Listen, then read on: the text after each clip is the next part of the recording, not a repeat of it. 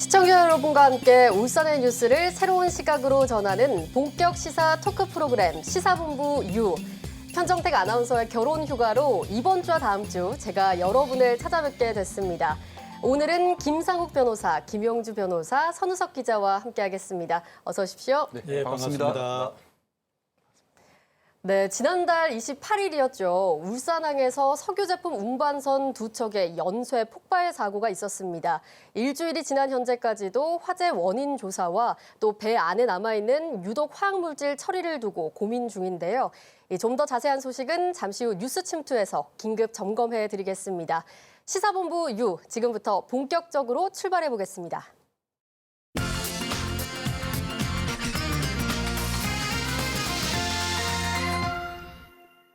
뉴스 속의 뉴스, 그 뒷이야기를 새로운 접근법으로 재밌게 풀어보는 이런 뉴스 처음이지. 오늘 첫 번째 키워드는요. 세상에 공짜는 없다. 저도 이 말 참 잘 기억하고 있는데요. 어떤 사건인가요? 네, 세상에 공짜는 없다라는 말은 어떤 의미에서는 공짜를 기대해서는 안 된다는 의미인데요.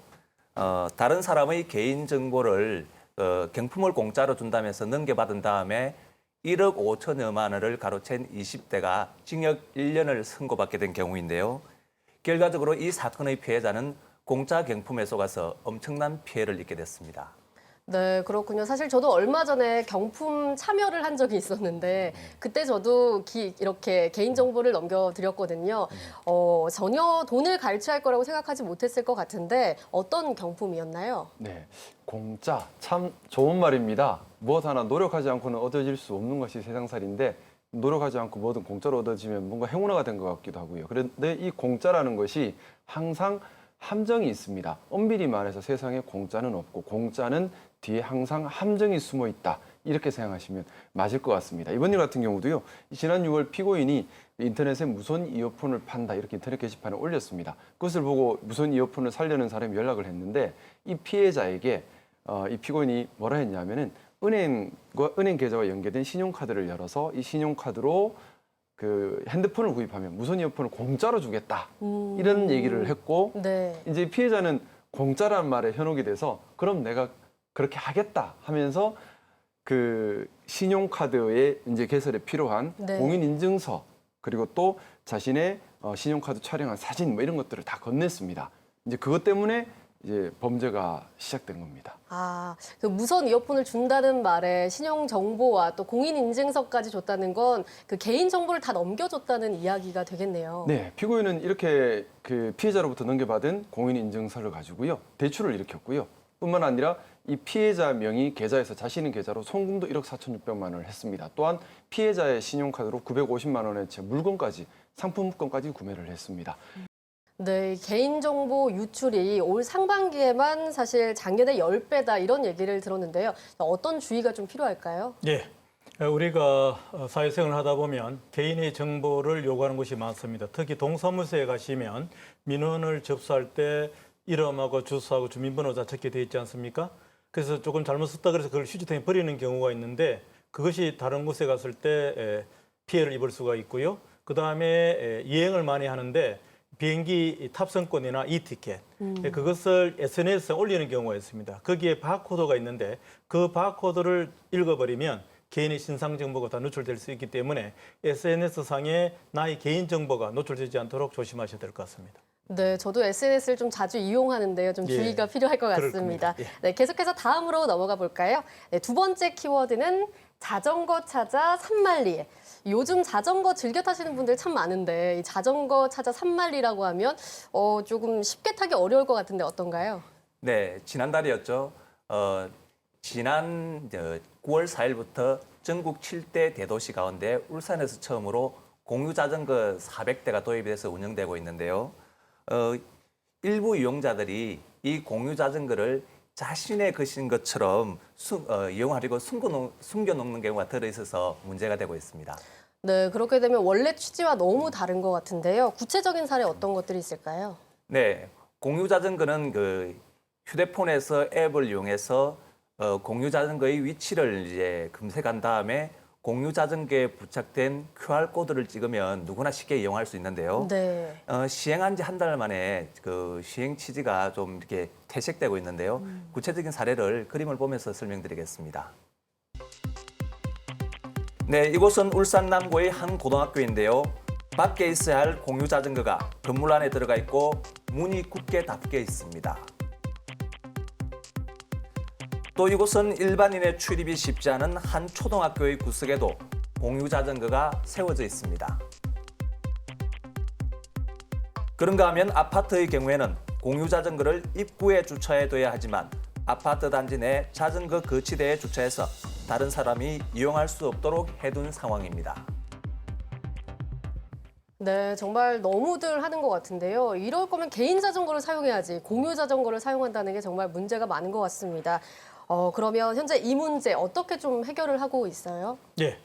공유 자전거는 아까 우리 선우석 기자님께서 말씀하셨듯이 네. 앱을 이용해서 하기 때문에 이 자전거 현재 어디 있는지 위치 파악은 항시 가능하고요. 네. 이 자전거를 누가 이용했는지도 알 수 있습니다. 해서 아까 화면에 보신 것처럼 개인이 자기만 타겠다 그래 어디 숨겨둔다 그러면 문제가 되겠죠. 그래서 모빌리티 회사 측에서는 지속적으로 이 한 대의 자전거를 한 사람이 이용하는 부분을 계속해서 살펴보겠다. 그래서 그런 경우에 있다면 경고도 하고 주의도 주고 만약에 더욱 필요하다면 사용하지 못하는 조치까지도 검토하고 있는 것으로 그렇게 알고 있습니다. 네, 거기다가 공유 자전거가 전기 자전거로 알고 있는데요. 좀 사용할 때 주의사항도 좀 필요할 것 같습니다. 네, 이 전기 자전거이기 때문에 속도도 제법 나고요. 또 사고가 났을 때 크게 다칠 수도 있습니다. 당연히 헬멧 같은 것들 착용하셔야 되고 무엇보다 이 전기 자전거가 인도로 들어와서 사람과 추돌 사고가 나면 안 됩니다. 그렇기 때문에 전기 자전거 시속 25km 이하로 운행되는 전기 자전거들은 자전거 도로를 이용하도록 되어 있습니다. 그렇기 때문에 인도로 이용하지 마시고 가급적 자전거 도로를 이용해서 안전하게 보행자 사고가 나지 않도록 그렇게 운행하시는 노력이 필요할 것 같습니다. 네, 다 함께 쓰는 공유 자전거, 다른 사람을 위한 배려도 조금 필요할 것 같습니다. 네, 다음 키워드 살펴보겠습니다. 네, 이제 마지막 키워드인데요. 그 남자의 비밀. 그 남자의 비밀은 뭔가요? 네, 최근 법원은 그 운전 면허증이 없이 운전을 한 60대에게 징역 10월에 실형을 선고했는데요.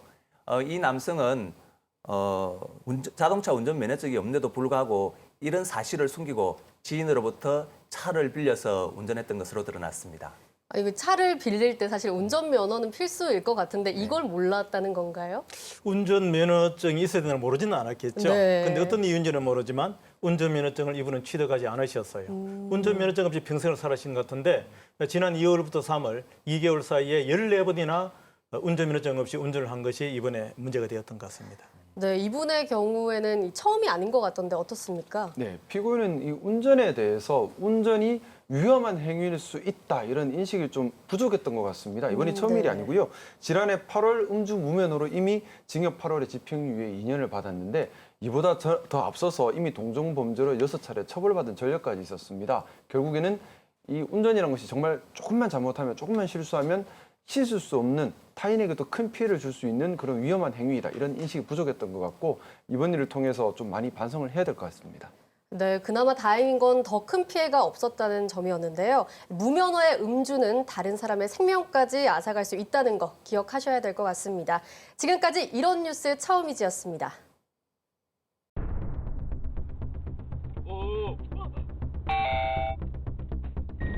백, 빨리.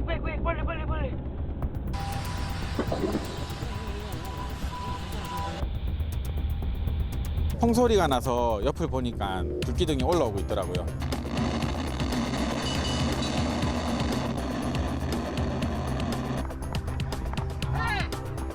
그 안에 적재된 물질이 뭔지를 파가는 것이 가장 우선이라고 생각합니다.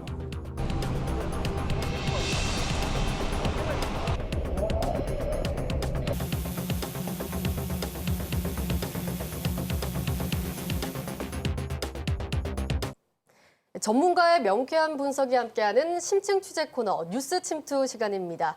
오늘의 침투 요원 선우석 기자입니다. 네, 일주일 전이었죠. 지난 9월 28일 토요일 오전 10시 51분이었습니다. 울산항에서 엄청난 폭발음이 들려 많은 분들이 참 놀라셨을 텐데요. 오늘은 울산항의 선박 폭발 사고를 긴급 점검해보는 시간으로 꾸며드리겠습니다. 당시 사고가 일어난 곳이 울산대교 바로 아래였죠. 네, 그렇습니다. 울산항 연포부도에서 사고가 일어났는데요. 네. 바로 그것이 울산대교 바로 밑에 위치하고 있습니다. 폭발에 일어나자마자 화재 화염과 연기로 인해서 울산대교는 양방향이 전면 통제가 됐는데요. 그 다음 날인 일요일 날까지 안전점검을 실시하기도 했습니다. 네, 이 폭발 사고가 난 선박이요. 석유 제품 운반선으로 외국 선박이었죠. 네, 그렇습니다. 석유 운반선은 주로 동북아시아, 우리나라나 일본, 중국의 석유화학 공단에서 생산된 석유 전제품을 운반하는 경우가 많은데요. 맨 처음 불이 시작된 이 선박은 중앙 아메리카에 있는 케이먼 제도 선적인 25,000톤급 스톨트 그로인란드호였고요. 이 바로 옆에 정박되어 있던 싱가포르 선적 6,500톤급인 바우달리언으로 불이 옮겨붙은 것입니다.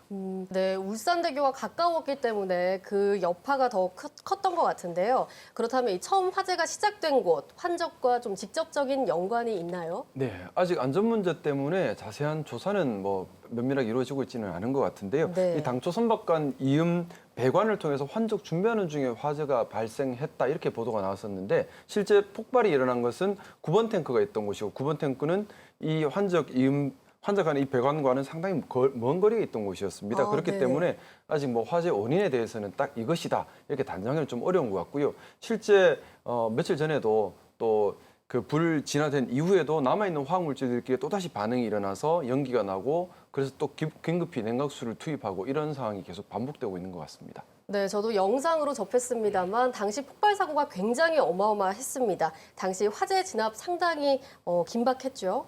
네, 그렇습니다. 이번 사고는 단순한 화재가 아니라 액체 화물을 가득 실은 선박에서 연쇄적으로 폭발 사고가 일어난 것이기 때문에 일반적인 화재 대응과는 달리 진압에 상당히 어려움이 많았습니다. 아찔했던 그때 당시 진화 상황이나 사고 상황을 재구성해봤습니다. 화면으로 먼저 보시겠습니다. 지난달 28일 오전 울산대교 아래에서 마치 폭탄이라도 터진 듯 갑자기 화염이 치솟고 시뻘건 불기둥이 다리 위로 솟구칩니다. 불기둥은 높이 203m 주탑보다도 더 높이 피어오릅니다. 운전자는 갑작스런 화염에 놀라서 급히 차를 후진합니다. 백, 빨리.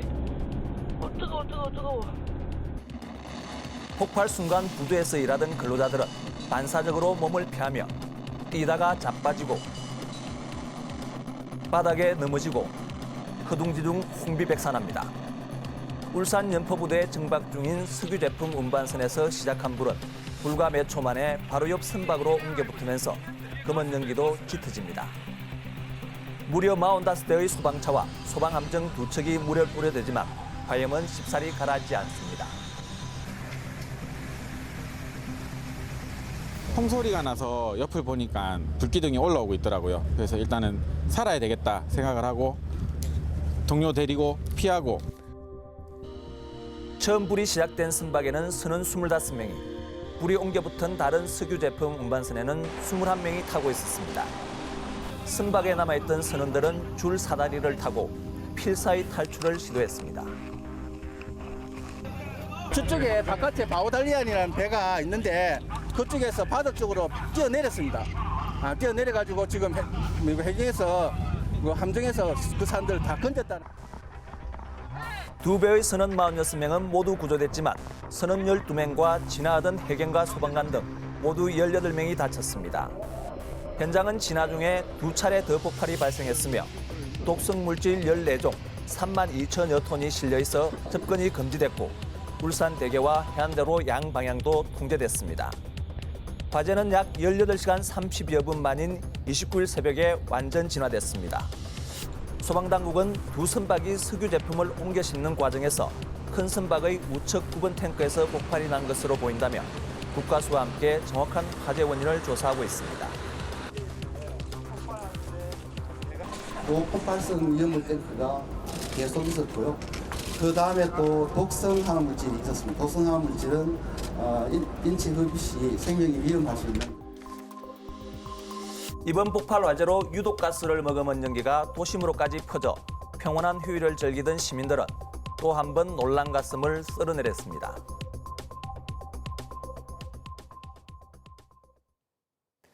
네, 방금 화면에서 보셨듯이 사고 현장을 본 시민들은 마치 원자폭탄이라도 터진 듯 할 정도로 큰 충격에 휩싸였는데요. 화재 발생은 28일 오전 10시 51분에 시작해서 그 다음 날 새벽 5시 25분쯤에 완전이 됐는데요. 무려 18시간 30분 정도에 걸쳐서 화재가 계속됐습니다. 그런데 불행 중 다행인 것은 인명사고가 하나도 없었는데요. 정말 기적 같은 일이었습니다. 네, 당시 폭발이 얼마나 심했던지요. 그때 당시에 연기가 도심을 좀 뒤덮을 정도였습니다. 예, 그렇죠.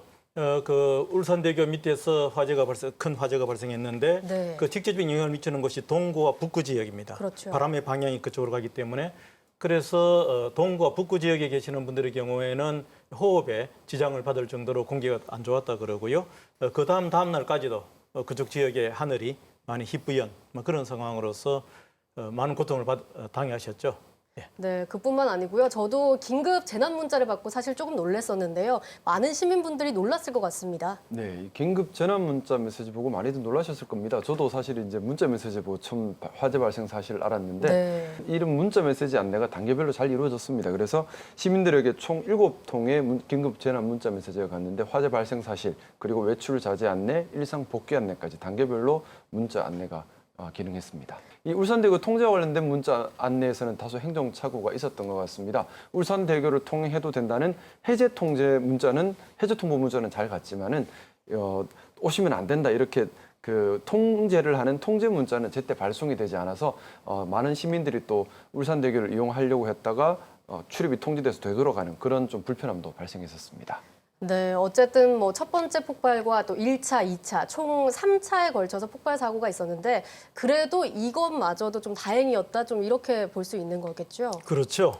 만약에 더 큰 화재가 있었다면 큰일이 났을 텐데 이 배가 화재가 난 이 배가 9월 24일 날 일본 고베항에서 출항해서 울산항에 들어온 게 9월 26일입니다.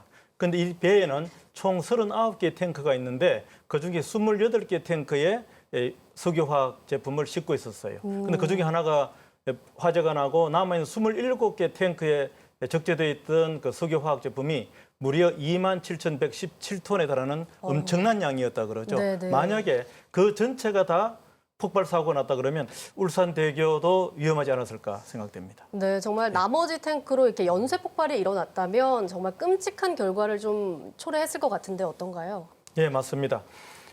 이것을 우리가 한번 살펴볼 수 있는 게 2015년도 8월에 중국의 텐진항에서 엄청난 폭발 사고가 있었습니다. 네. 그때 있었던 것은 시원한 나트륨을 싣고 가던 배에서 폭발이 일어났는데 1차 폭발이 다이너마이트 한 3톤 정도, 두 번째 폭발이 다이너마이트 21톤 정도 규모의 폭발 사고였거든요. 그것으로 인해 가지고 170여 명이 사망을 하고 798명 정도가 부상을 하고 차량이 무려 12,000여 대 차량이 파손되는 그런 엄청난 폭발이 있었거든요. 네, 울산항에 한 해 사고가 얼마나 많이 벌어질까요? 생각보다 많습니다. 네. 지난 5년간 통계를 내보면 매년 20여 건 가까이 울산항 사고가 벌어지고 있다고 합니다. 그런데 우리 울산항, 우리 시민들이 뭐 자주 많이 이용하는 항은 아니지만은 국가적으로는 되게 중요한 역할을 하고 있는 항인데요. 어떤 중요한 역할을 하냐 하면 액체 화학 화물을 가장 많이 처리하는 그런 항입니다.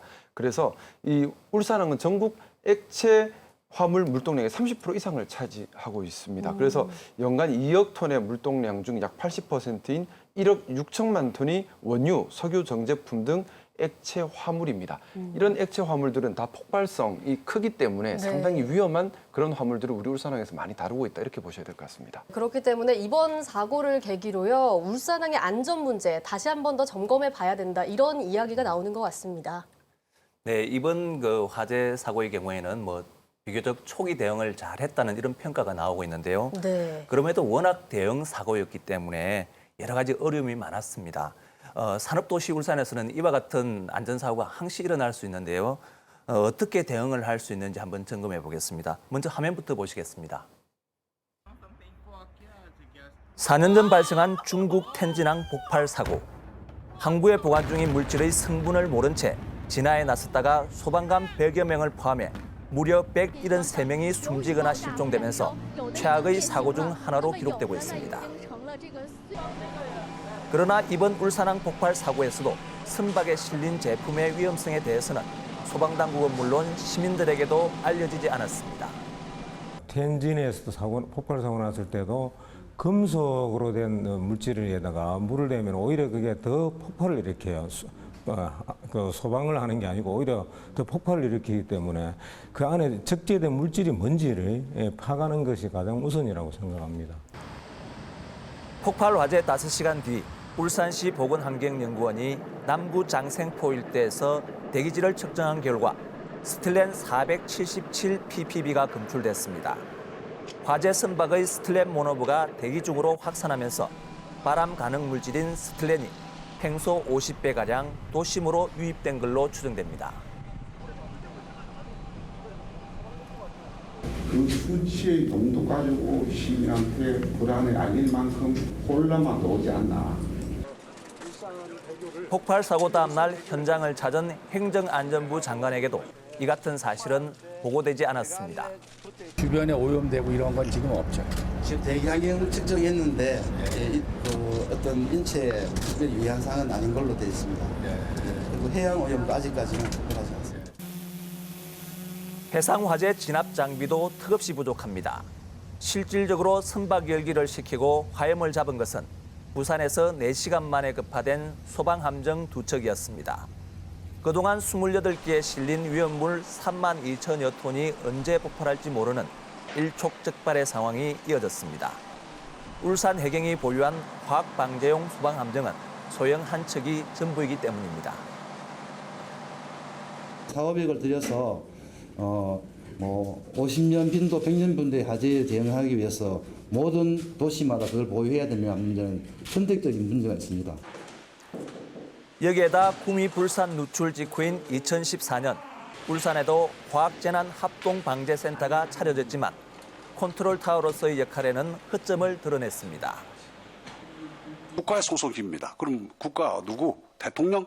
여기 지금 폭발 사고 막 나고 있는데 센터에 여러 단체들, 기관들 나와 있는데 누가 어떻게 종합적으로 지휘할 것인지에 대해서 답이 안 나와 있는 걸로 보여요. 위험물을 환적한 장소도 문제입니다. 하루 수만 대가 통행하는 울산대교 바로 아래에서 철제자파 전용 부두를 액체 화물 환적 부두로 임시로 사용하다가 사고가 난 겁니다. 다행히 이번 폭발 사고는 큰 인명 피해가 없었지만 철저한 화재 원인 조사를 통해서 사고 예방 대책 마련이 절실하다는 지적입니다.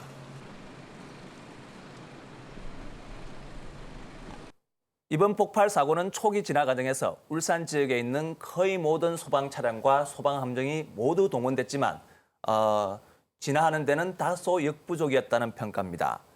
이후 4시간 만에 부산 해역에 정박되어 있던 소방 함정이 급파되면서 큰 불길을 잡게 되었는데요. 이로써 지역의 화재 진압을 위해서는 소방 장비 확충이 시급하다는 지적이 나오고 있습니다. 네, 울산의 소방함정과 또 부산의 소방함정 규모 면에서 좀 어떤 차이가 있을까요? 무려 5배의 차이가 납니다. 네. 울산이 가지고 있는 것은 500톤급이고요. 부산에서 온 거는 3,000톤급입니다. 근데 울산이 가지고 있는 건 500톤급에서는 1시간당 24톤 정도의 물을 뿌릴 수 있는데 부산서 온 3,000톤급의 방지함의 경우에는 물을 쏠 수 있는 높이도 높고 그다음에 시간당 120톤 정도를 물을 할 수 있다 그러거든요. 무려 5배의 용량 차이가 나다 보니까 이번 화재 진압에도 부산서 온 방지함이 큰 역할을 했다고 합니다. 네, 정말 엄청난 차이가 있는 것 같은데요. 또 이런 가운데 울산항 폭발 사고가 있기 사흘 전이죠. 지난 9월 25일에 울산에서 울산항 항만 안전 국제 컨퍼런스가 때마침 진행이 됐는데요. 이때는 좀 어떤 의견들이 나왔습니까? 네, 이날 컨퍼런스에서 정말 중요한 얘기들이 많이 나왔습니다. 마치 사고를 예견한 걸까요? 이 항만 안전에 관한 얘기들이 특히 많이 나왔는데 좀 전 화면에서도 보셨던 것처럼 항만 사고가 발생했을 때 어떤 물건이 적재되었는지를 파악하는 것이 정말 중요합니다. 하지만 현실은 많이 다릅니다. 이 화주들이 대부분 위험물, 특히 컨테이너 안에 들어가 있는 위험물은 화주들이 자발적으로 신고해서 확인을 하는 형태로 되어 있는데요. 화주들 입장에서는 위험물을 신고하면 보관비도 늘고 또 운송비도 늘기 때문에 위험물을 위험물이다라고 그대로 신고를 잘 안 할 수밖에 없습니다. 그렇다 그러면 강제적으로라도 어떤 물건이 담겨 있는지 위험물인지를 확인할 수 있는 제도 절차가 마련되어 있어야 되는데 사실 그런 부분이 아직 많이 부족합니다. 근데 이날 컨퍼런스에서는 이런 부분에 대한 문제 제기 그리고 대책 이런 부분에 대한 논의가 많이 이루어졌고요. 이번 폭발 사고를 계기로 우리 울산항 특히 위험한 물건들이 많이 이렇게 움직여지는 그런 항이기 때문에 이런 위험물, 어떤 물건이 적재되어 있는지를 정확하게 확인할 수 있는 그런 제도를 만드는 그런 계기가 되면 좋을 것 같습니다. 네, 선박의 이 위험물 선정 여부를요, 신고제로 한다는 건 조금 문제가 있어 보이는데요. 사실 이 위험물이 제대로 신고되지 않은 상황에서 이런 사건이 터진다면 그 피해가 굉장히 끔찍할 것 같은데 어떤가요? 맞습니다. 지난 5월에 차염수산 칼슘을 싣고 가던 고려해운 소속의 홍콩호가 태국의 람차방 항에서 폭발 사고가 있었습니다. 이 차염수산 칼슘은 온도와 습도에 상당히 민감하기 때문에 화물창에다가 적재할 것이 아니고 갑판 위에 적재를 해야 되는데 네. 이것을 돈을 좀 적게 하기 위해 가지고 화물창에다가 보관해 가다가 폭발 사고가 일어난 일이 있습니다. 네, 또 성 기자, 이번 사고를 계기로요, 울산항 안전사고에 대한 좀 체계적인 예방 시스템 필요할 것 같은데 어떤가요?